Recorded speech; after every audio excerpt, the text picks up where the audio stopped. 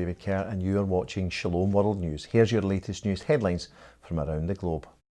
A bill has been introduced to North Dakota's state legislature that would compel Catholic priests to violate the seal of confession in cases of confirmed or suspected child abuse. Failure to do so could see clerics face imprisonment or heavy fines. The bill was unveiled on January the 12th by a cross-party group of state senators and representatives. It proposes punishment for priests who refuse to break the seal of confession in such circumstances of 30 days in jail or fines of up to $1,500 or both. In contrast, the law of the Church, canon law, describes the seal of confession as, quote, inviolable, adding that it is, quote, absolutely forbidden for a confessor to betray in any way a penitent in words or in any manner and for any reason.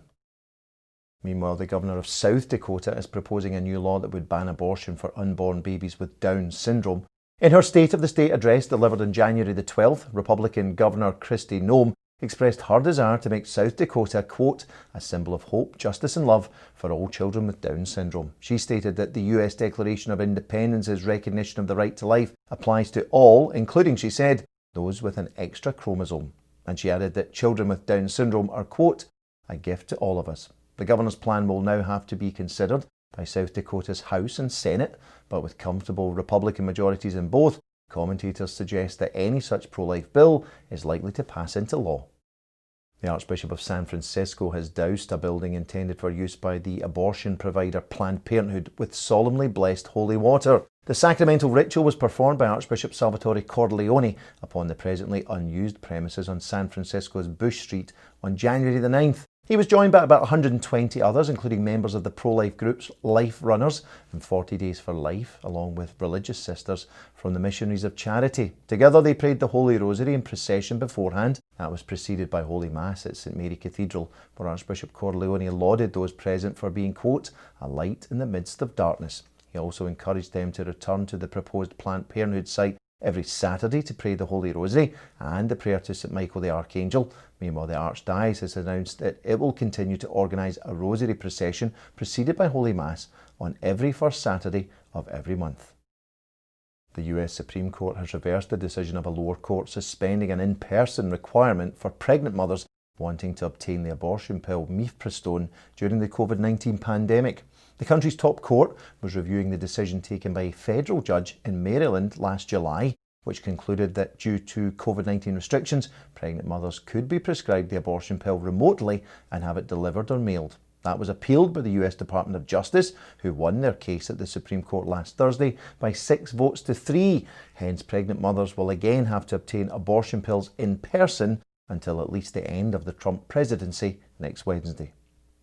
More dioceses across the United States have been unveiling their plans to mark the 48th anniversary of abortion being legalised in the US on January the 22nd. The bishops of the state of New Jersey have announced a day of prayer and fasting in order to, quote, remember the millions of lives lost to abortion and pray for the mothers and fathers left to suffer the tragic consequences. Meanwhile, Archbishop Salvatore Cordileone of San Francisco has similarly invited the Catholics of his diocese to observe a day of prayer and penance. In Kentucky, the Archdiocese of Louisville has organised a prayer walk and Holy Mass for Life. The 1.5-mile prayer walk will begin from the Cathedral of the Assumption at 5 p.m. Archbishop Joseph Kurtz will conclude the walk by celebrating Holy Mass at 6:30. And for details of more events across the United States, go to the website of the US Conference of Catholic Bishops. Finally, tributes are being paid to the Archbishop of Glasgow, the Most Reverend Philip Tartaglia, who died on Wednesday. He was 70 years old. The president of the Bishops' Conference of Scotland, Bishop Hugh Gilbert of Aberdeen, said he would always remember Archbishop Tartaglia as, quote, a gentle and caring pastor who combined compassion with a piercing intellect. A native of the city of Glasgow, Philip Tartaglia was ordained to the sacred priesthood in 1975. Following a spell as rector of the Pontifical Scots College in Rome, he was ordained as Bishop of Paisley in 2005 and was translated to the Metropolitan See of Glasgow in 2012 by Pope Benedict XVI. Archbishop Tartaglia had tested positive for COVID-19 shortly after Christmas and was self-isolating at home. The Archdiocese of Glasgow, though, are keen to stress that the cause of death is not yet known. Providentially, Archbishop Tartaglia died upon the feast of St Kentigern, the 6th century founding bishop and patron saint of the city of Glasgow. Archbishop Tartaglia's exequies are yet to be announced. May he rest in peace. Well, that's all for now. Do join me next time for some more news headlines from around the globe. Until then, may God bless you. Shalom.